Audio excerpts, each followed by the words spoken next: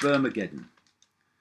This is one of a stream of reports in the media this week about a study, 43,000 men involved, that concluded that sperm counts are plummeting catastrophically, to the point where the lead researcher was saying that if it continues like this, then there is a threat to the human race itself. Dot number two is this one, a article in a British newspaper, 800 children as young as 10 given sex change drugs. And of course, we've had this explosion of focus in this whole arena we call transgender in recent times. And the third dot, the one that might not seem to be connected at all, is this one.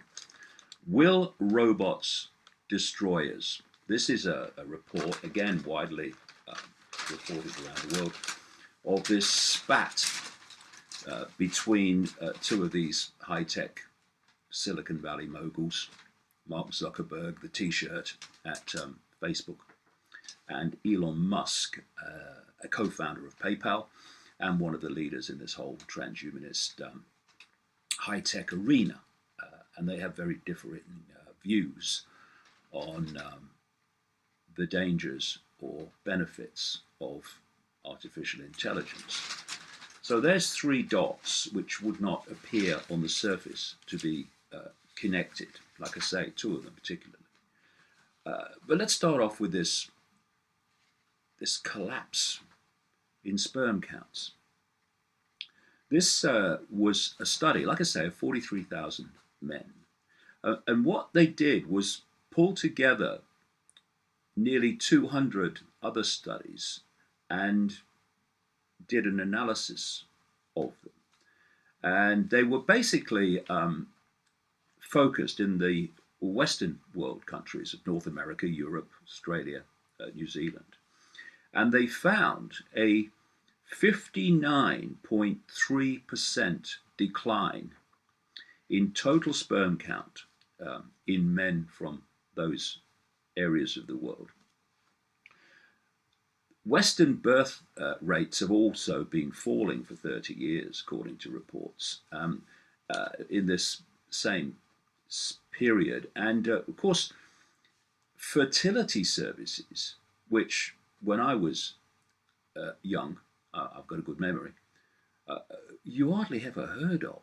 It's now a massive industry trying to help couples conceive children. And another thing that's happened in this period, when something clearly is messing with the reproductive processes in men, not only men probably, but this is what this study was about. Testicular cancer rates have doubled in 30 years. This same recurring period that we keep hearing about this week. And Richard Sharp, professor of reproductive health at the University of Edinburgh, and apparently a recognized expert on toxins in the environment, he said this about falling sperm counts.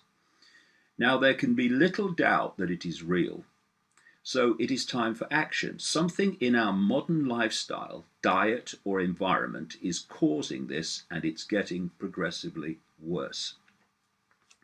Now, in that report about Spermageddon, the subheadline was words to the effect of, is this planet Earth giving us payback? I suggest after nearly 30 years of full-time research into that which is really running this human society, that ain't planet Earth. This is systematic, and that's what connects to the other dots, as I'll come to.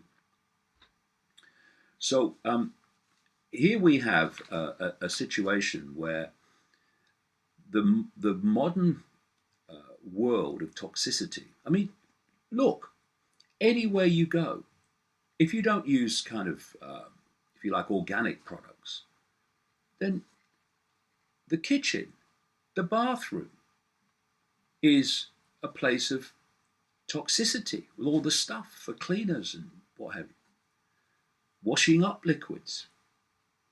And then you go through an average day going about your life and look at all the times you come um, into contact with toxicity.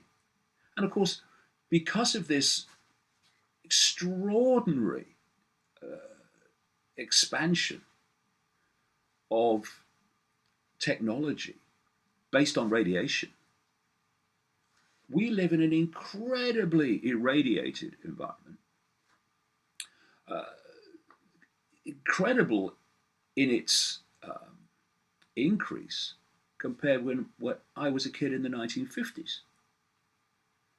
And one of these um, studies into the causes of falling sperm counts is one that was in Israel and Australia, and it highlighted the potential adverse effect on sperm of cell phones carried in trouser pockets. I mean, there it is, right next to said sperm count, all day with most people, and you've got this radiation, this microwave radiation, beating away in just the place you don't want it. Oh no, that won't hurt. Are you kidding? I mean, the reasons that this sperm collapse is happening, or many of the reasons, are actually in our face, staring at us. It's me. So another villain that's being put forward are chemicals in the environment that mimic the female sex hormone estrogen. Um, what are we having the female sex organ in the environment for? Now, what you can say is, because it's a choice, either the people doing it, ultimately, who are deciding it's going to be done, are freaking stupid, and there will be cases of that lower down the pyramid, or it's being done systematically. And I say higher up the pyramid, that is exactly what's happening. There is a war on the human body, not least human reproduction. So some other things that are in the environment and all around us, and in the things that people use.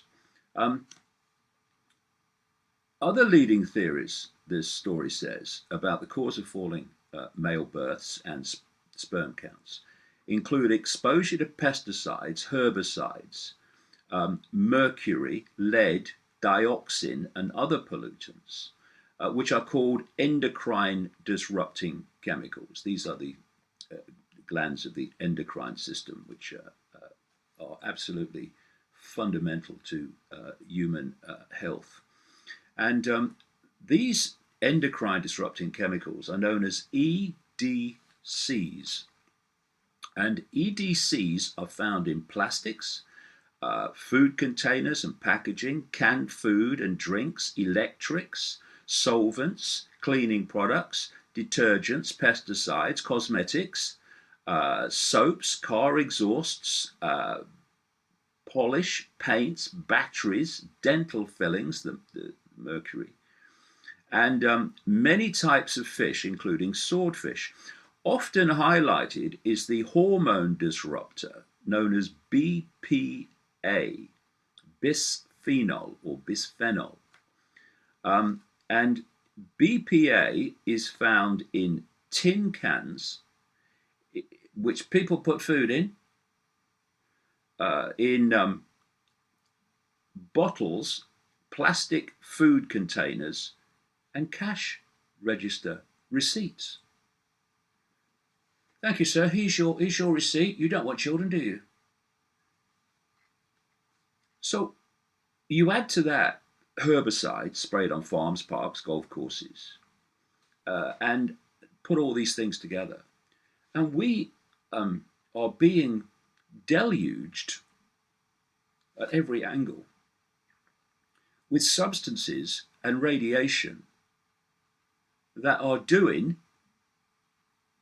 for sperm counts. And that, of course, it goes without saying, but I will anyway, eventually, if that goes on, as that lead researcher said, does for the human race. And this is Dr. Melody Millum Potter. She's an American clinical health psychologist, been doing that for 30 years.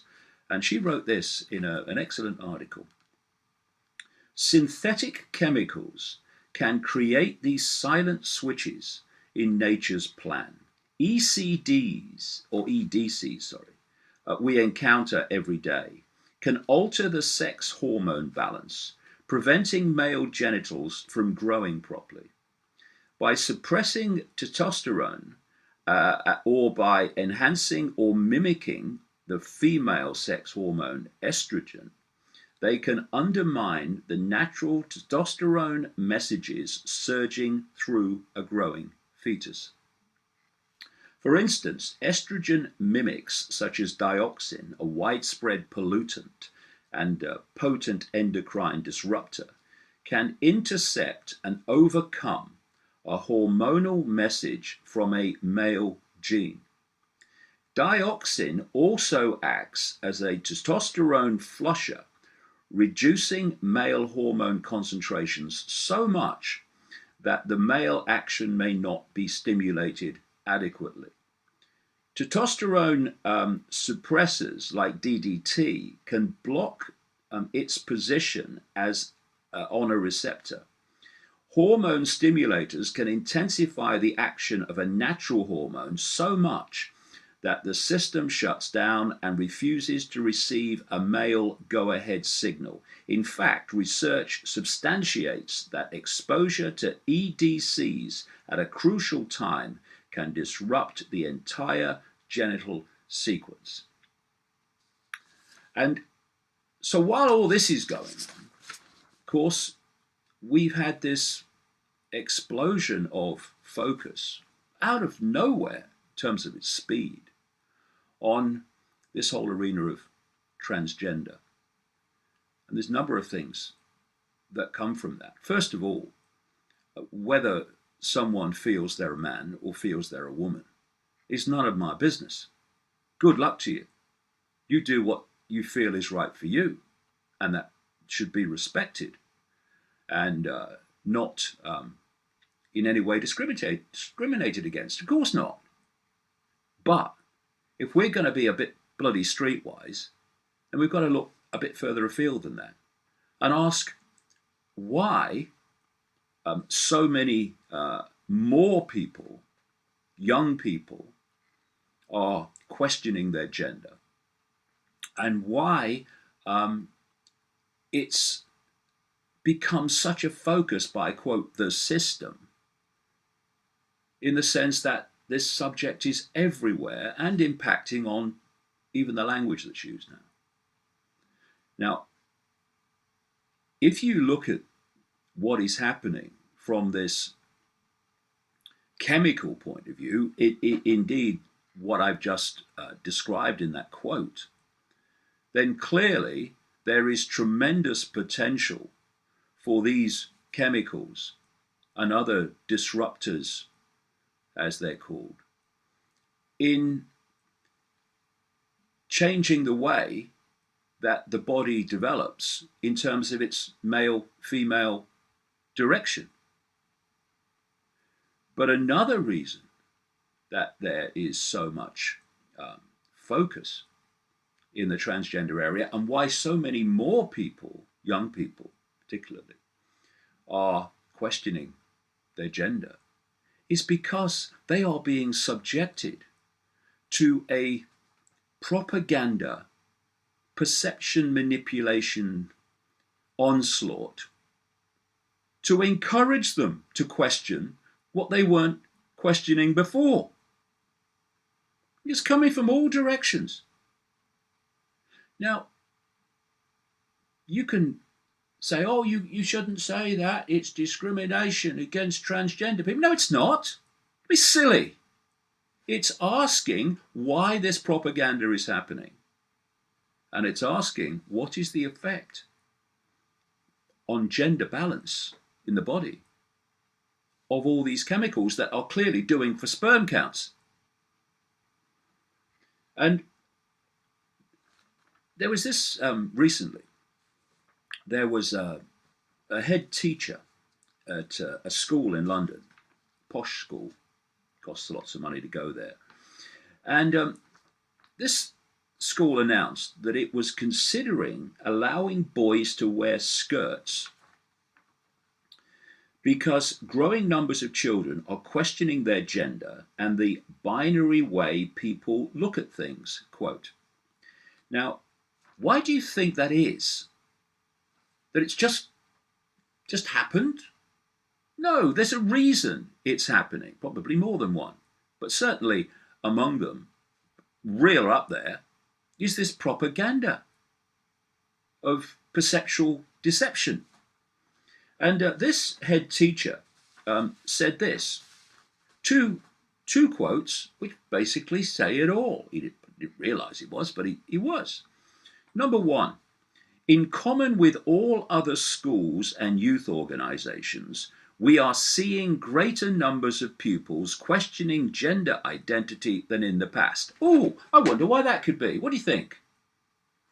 And his second quote is, having said that, in the years gone by, absolutely no young people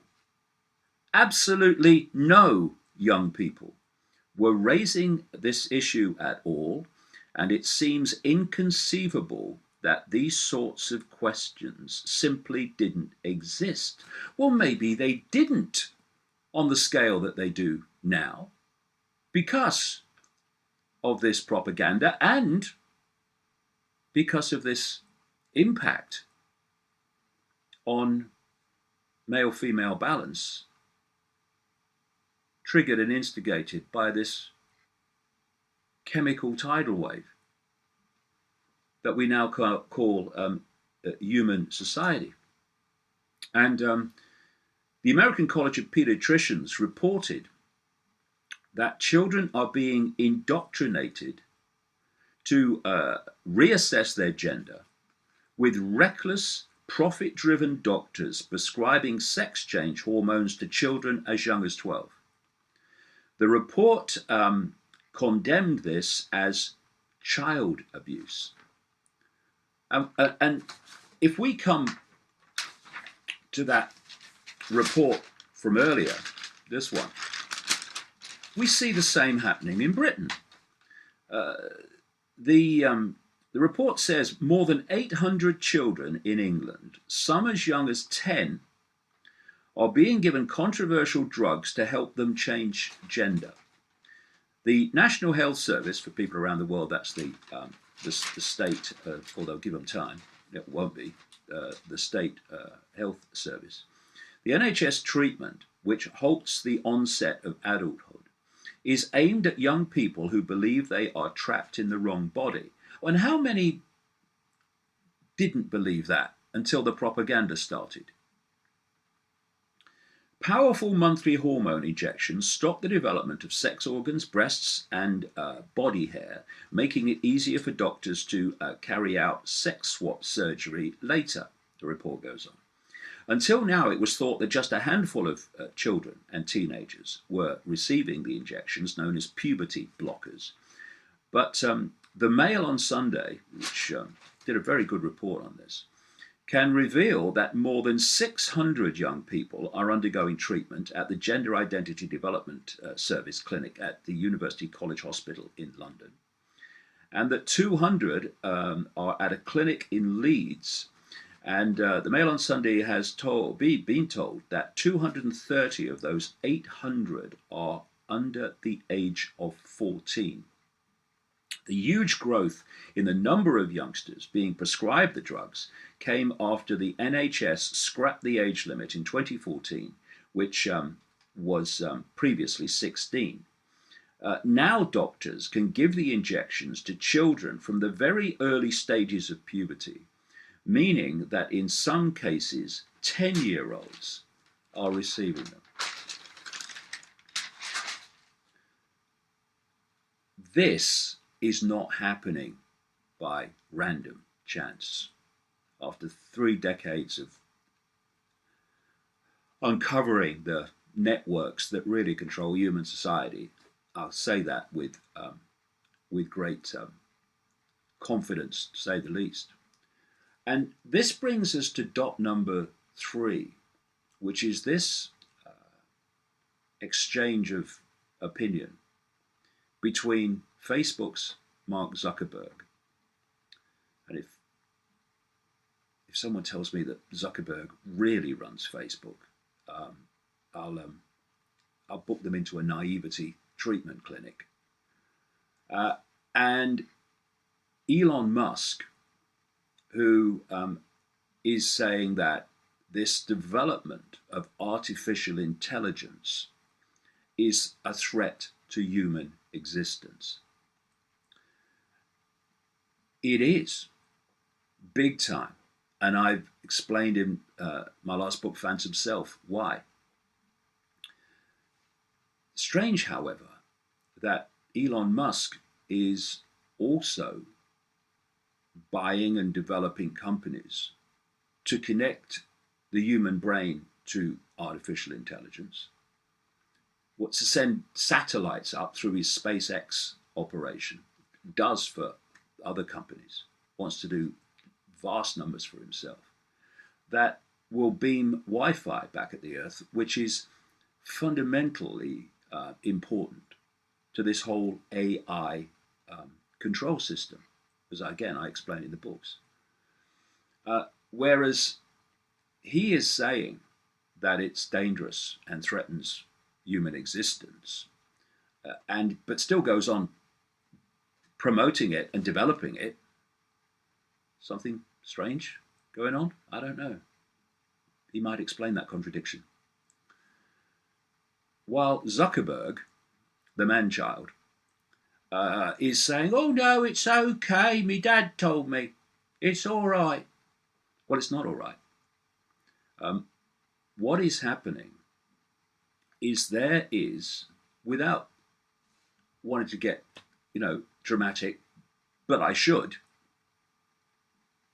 we are looking at the takeover of human society and the human race by artificial intelligence. And as I explain in the books, when I say artificial intelligence, I'm not ultimately talking about a few algorithms. I'm talking about an intelligence that is well beyond algorithms, for which this whole transhumanist technological grid is being created for. And here we have a situation where on one side, and it's not just Musk, Stephen Hawking, many other scientists and others have said, hold on, this fusion of the human brain, the human body, and artificial intelligence technology is it's potentially going to wipe out the human race and certainly take it over. So you've got that on one side. And on the other, you've now got these studies confirming each other over and over and over again that sperm counts, which are rather essential to human reproduction, therefore human existence, are collapsing. And at the same time, again, you have this focus on transgender, not to target discrimination. That's always the selling point. But systematically seeking to confuse young people about their gender, young people who overwhelmingly would not have been confused without the propaganda. And it's a big story, and there's many, many, many more dots to connect into that.